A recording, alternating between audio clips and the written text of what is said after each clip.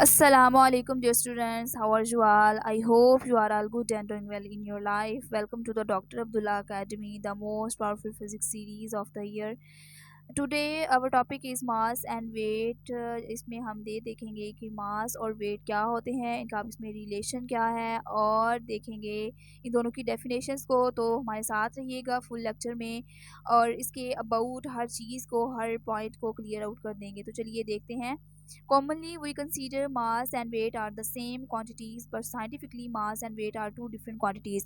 कि आम तौर पर स्टूडेंट्स हम यही समझते हैं कि मास और वेट जो है ये सेम चीज़ें हैं। तो जब हम बात कर रहे होते हैं कि इस बॉडी का जो वेट है वो 5 kg है, तो वो रॉन्ग होता है क्योंकि वेट को हम केजी के अंदर मेजर नहीं करते। और जब हम किसी भी बॉडी की क्वांटिटी को, जब किसी भी ऑब्जेक्ट की क्वांटिटी को मेजर करते हैं तो वहाँ पर वेट लफ्ज़ नहीं आएगा, बल्कि वहाँ पर मास यूज़ होगा। तो आम तौर पर हम करते ये हैं कि हम मास और वेट को एक ही चीज़ समझ लेते हैं, लेकिन होता क्या है साइंस में, बट साइंटिफिकली साइंस के अंदर क्या होता है कि मास और जो वेट होता है वो दोनों डिफरेंट चीज़ें होती हैं। मास वो होता है जो किसी भी ऑब्जेक्ट की क्वांटिटी को प्रॉपर तौर पर हमें बता रहा होता है, जबकि वेट वो वाली फोर्स होती है जो ज़मीन की जो है वो लगा रही होती है हर बॉडी के ऊपर। हर ज़मीन जो है वो फोर्स खींचती है एक फोर्स से हर ऑब्जेक्ट को अपनी तरफ, तो उसको हम कहते हैं कि ये उस बॉडी का वेट है।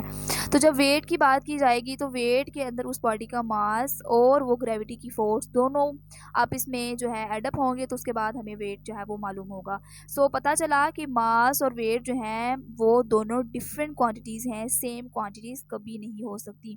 When we say that the weight of this object is 5 kg, जब हम ये कहते हैं कि किसी भी बॉडी का जो वेट है वो 5 kg है, तो it is wrong, it is not true.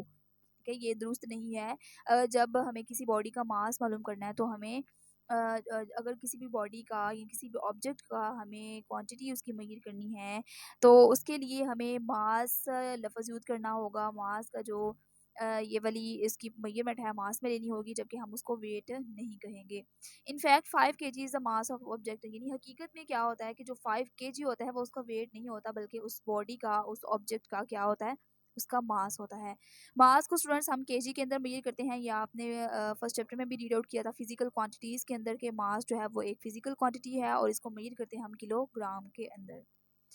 The simplest definition of mass, यहाँ पे स्टूडेंट्स आप सिंपल डेफिनेशन बताई गई है मास की, इसको आपने हाईलाइट कर लेना और इसको प्रॉपर जो है अंडरलाइन कर लें। ये मास की डेफिनेशन है। It is a measure of the quantity of matter in a body. ये क्या होता है, किसी भी मैटर की जो क्वांटिटी होती है या किसी भी मादे की मिकदार को मेजर करता है, उसको मापता है इन अ बॉडी, किसी भी बॉडी के अंदर। ठीक है, तो ये इसकी डेफिनेशन है, आप इसको देख ले। Scientifically mass of a body can be defined as, ये तो उसकी सिंपल डेफिनेशन थी। अब यहाँ पे साइंटिफिकली तौर पर उस बॉडी की जो मास है उसको वो डिफाइन करने जा रहा है कि साइंस के अंदर हम किसी भी बॉडी का जो मास है उसको किस तरह से डिफाइन कर सकते हैं। The characteristic of a body which determines the magnitude of acceleration produced when a certain force acts upon it is known as mass of the body. अब यहाँ पर स्टूडेंट्स बताया जा रहा है कि जो मास होता है वो किसी भी बॉडी की वो खसूसियत होती है जो ये डिटरमाइन करती है, जो ये तयन करती है कि एक्सेलरेशन कितना होगा, एक्सेलरेशन की मिकदार क्या होगी produced when a certain force, जब उस पर फोर्स लगाई जाएगी, it is known as the mass of the body, वो उस चीज़ का मास कहलाएगी। आप स्टूडेंट इसको इस तरह से समझें कि जैसे एक बाईसाइकिल है, तो उसके ऊपर फ़ोर्स लगाई जाए उसके ऊपर, तो बाईसाइकिल जो है वो तेज़ी से मूव करना शुरू हो जाता है।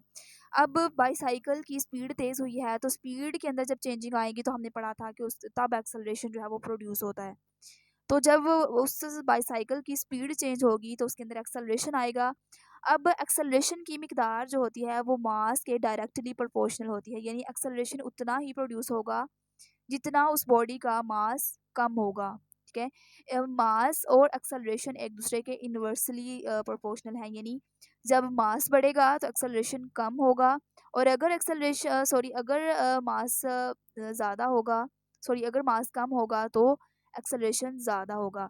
तो अगर वही फोर्स उसको स्टूडेंट हम ट्रक के ऊपर लगाएंगे तो ट्रक जो है वो अपनी जगह से हिले-जुलेगा भी नहीं, क्योंकि ट्रक का मास बहुत ज़्यादा है, उसके ऊपर उस फ़ोर्स का कुछ भी असर नहीं होगा और उसकी जो है वो हालत वही रहेगी, या वो थोड़ी सी भी मूवमेंट नहीं करेगा, उसके अंदर एक्सेलरेशन प्रोड्यूसर नहीं होगा।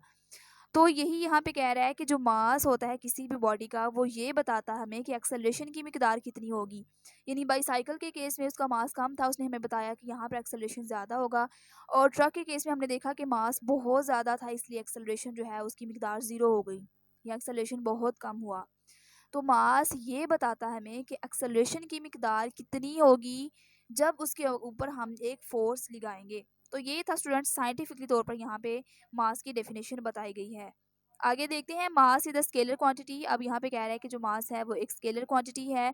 मतलब ये कि इसका जो है सिर्फ मास होता है, ये हमें उसकी डायरेक्शन नहीं बता रही होती, ये हमें सिर्फ जो है उसका मास ही बता रही होती है। It remains the same everywhere. अब दूसरी इसकी क्वांटिटी ये है कि ये हर जगह जो है ये एक जैसी रहती है, चाहे आप ज़मीन पर हों, चाहे आप ज़मीन की तह पर हों, चाहे आप ज़मीन की बुलंदी पर हों, या चाहे आप किसी और प्लेनेट पर यानी चांद वगैरह पर चले जाएं, तो इसकी मिकदार हर जगह पर सेम होगी। जैसे आप एक बॉल का वेट कर लें, वो इस ज़मीन पर भी उसके वही जो है मास निकलेगा। अगर आप प्लैनेट किसी और प्लैनेट पर भी चले जाएँ तो उसका जो मास होगा वो वही होगा। Practically mass is determined by ordinary balance. हम जब मास को करते हैं, मेज़र करते हैं, तो उसके लिए जो है एक इंस्ट्रूमेंट यूज़ होता है जिसको हम कहते हैं, ये क्या है, ऑर्डिनरी बैलेंस है।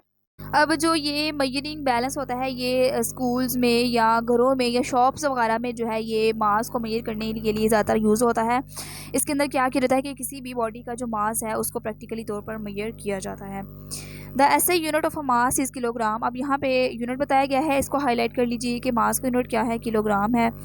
और अब यहाँ पे जो है कहा जा रहा है कि अगर किसी भी ऑब्जेक्ट का अगर हमें मास मालूम करना है तो हमें किस में करना होगा, मेजर किलोग्राम के अंदर, क्योंकि ये इसका यूनिट है। अब आगे वो यहाँ तक उसने मास को सारा डिफाइन किया, अब आगे वो वेट को बताएगा कि वेट क्या होता है। Weight is the gravitational force acting on a object. अब जो मास था वो बॉडी की एक करेक्टरिस्टिक थी, लेकिन जो वेट है वो किसी भी बॉडी के ऊपर लगने वाली फोर्स होती है, एक्टिंग ऑन एन ऑब्जेक्ट, जो किसी भी ऑब्जेक्ट के ऊपर लग रही होती है। अब वेट स्टूडेंट वो फोर्स होती है जो ज़मीन की ग्रेविटी की वजह से हर ऑब्जेक्ट पर लग रही होती है।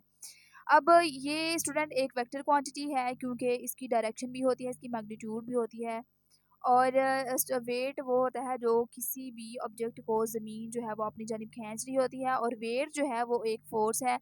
इसीलिए वेट का जो यूनिट है उसको भी हम न्यूटन बोलते हैं, क्योंकि ये एक तरह की फोर्स है, इसलिए हम इसके यूनिट को न्यूटन बोलते हैं।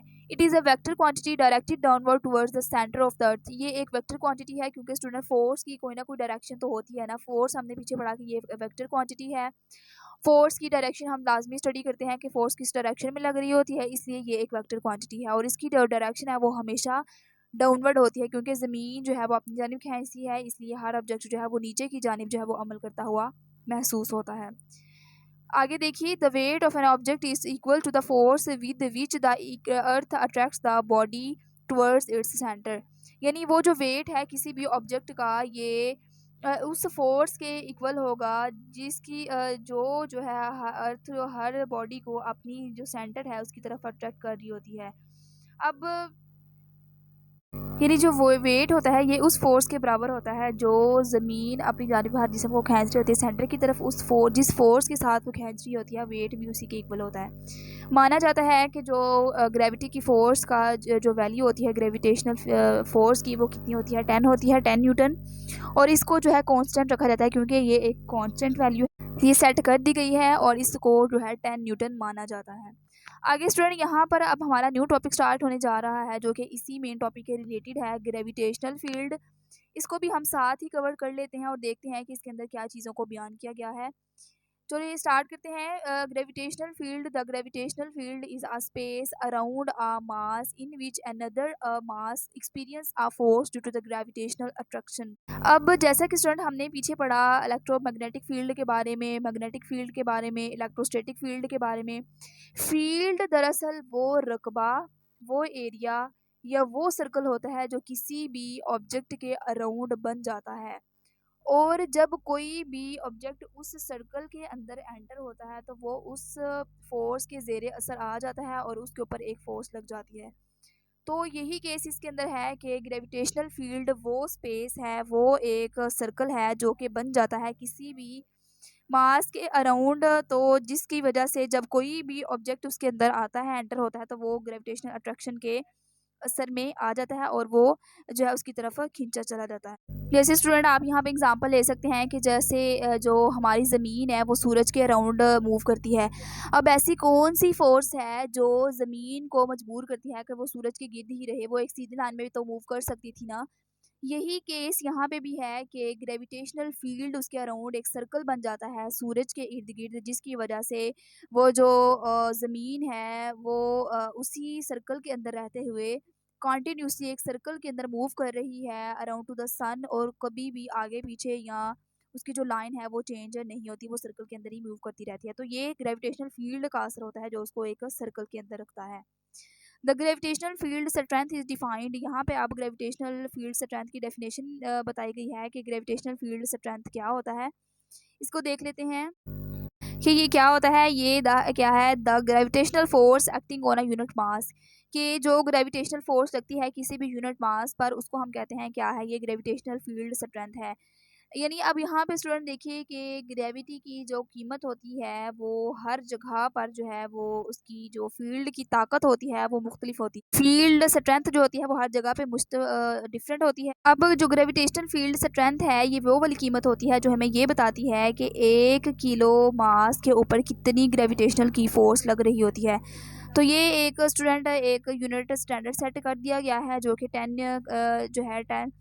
न्यूटन का है, और इसे क्या कहते हैं, ग्रेविटेशनल फील्ड स्ट्रेंथ बोलते हैं। दस mass m on the surface of the earth exert a force known as its weight w given by w is equal to mg। अब यहाँ पे स्टूडेंट वेट का फार्मूला आपको बताया गया है, इसको हाईलाइट कर लीजिए, आगे इंशाल्लाह न्यूमेरिकल्स में एग्जांपल्स वगैरह में ये यूज़ होगा कि वेट किसके इक्वल होता है। यहाँ पे स्टूडेंट कहा जा रहा है कि जो 10 mass m on the surface of the earth, अब जो मास एम है जो ज़मीन की सतह के ऊपर रखा गया है वो एक फोर्स को एक्सर्ट करता है जिसे हम क्या कहते हैं, वेट कहते हैं, और ये किसके इक्वल होता है, ये होता है W is equal to M G, और इसके अंदर जो एम है वो बॉडी का मास है और जी जो है वो ग्रेविटेशनल फील्ड स्ट्रेंथ है जिसको हम ऊपर स्टडी करके आए हैं। तो इसकी जो वैल्यू होती है जी की ग्रेविटेशनल फील्ड स्ट्रेंथ की वो 10 न्यूटन फ़ी किलोग्राम होती है, और इसकी जो वैल्यू होती है वो कांस्टेंट रहती है, जी की वैल्यू हर जगह पे सेम होती है। जब हमने किसी भी बॉडी के वेट को हमने मेज़र करना हो तो उसके अंदर ग्रेविटेशनल फ़ील्ड यानी 10 के साथ हम मल्टीप्लाई कर देते हैं किसी भी बॉडी के मास को, तो उससे हमारे पास उसका जो वेट है वो आ जाता है। As the value of G varies from place to place and also with altitude, के जो जी की वैल्यू होती है, अब यहाँ पे जो जी है इसकी जो वैल्यू होती है वो हर जगह सेम रहती है अगर हम ज़मीन की सतह के ऊपर रहें। लेकिन अगर हम जो है अल्टीट्यूड पर जाएंगे यानी बुलंदी पर जाते जाएंगे, ज़मीन की सतह से दूर होते जाएंगे, तो फिर जो है उसकी वैल्यू चेंज हो जाएगी। ज़मीन की सतह के ऊपर जो ग्रेविटी की जो वैल्यू होगी वो ज़्यादा से ज़्यादा होगी, जिसकी वैल्यू हमने पढ़ी 10 है। लेकिन जैसे ही हम स्टूडेंट एल्टीट्यूड पे जाते जाएँगे यानी बुलंदी के ऊपर जाते जाएँगे, तो जो जी की वैल्यू है वो कम होती जाएगी, और ज़्यादा बुलंदी पर जब हम जाते हैं तो हम इसकी वैल्यू -10 ले लेते हैं। तो यहाँ पे ये यही बता रहा है कि एल्टीट्यूड के साथ-साथ बुलंदी के साथ-साथ जो जी की वैल्यू है वो वेरी कर रही होती है, वो चेंज हो रही होती है। Therefore the value of weight does not remain the same everywhere, इसलिए कि जो वेट की वैल्यू होती है वो भी हर जगह पे सेम नहीं रहती, क्योंकि जी ने मल्टीप्लाई होना होता है मास के साथ, और जब जी की वैल्यू ही एल्टीट्यूड के साथ चेंज हो रही होती है तो जो वेट है होता है वो भी एल्टीट्यूड के साथ सेम नहीं रहता, बल्कि वो भी जो है वो चेंज होता रहता है एवरीवेयर, यानी हर जगह इनका जो वेट है वो सेम नहीं होगा। It varies from place to place according to the variation in g, जैसे जैसे जी चेंज होगा वैसे वैसे डब्ल्यू भी चेंज होगा। ज़ाहिर सी बात है कि जब जी की वैल्यू चेंज होगी एल्टीट्यूड के साथ, तो फिर डब्ल्यू जो है उसके अंदर भी चेंजिंग आएगी।